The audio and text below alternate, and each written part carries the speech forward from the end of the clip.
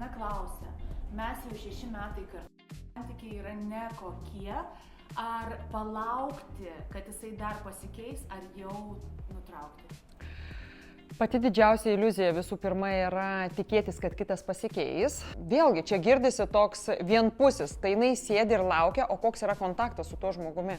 Ar jūs kalbatės, ar jūs bandėte pasitelkti ten trečią žmogų ar specialistą. Kitaip sakant, kokiu būdu bandėte spręsti klausimą. Nes dabar žiūrėkim kokią situaciją.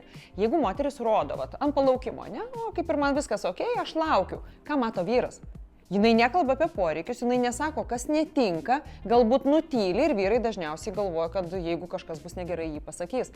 Galbūt tiesiog pradėkite kalbėti, bet mes to dažnai nemokame ar nedaryti. Vat būtent apie tai aš ir savo uždarojo grupėje kalbu ir mokymuose, tai vat čia yra įgūdis, kurį reikia mokytis.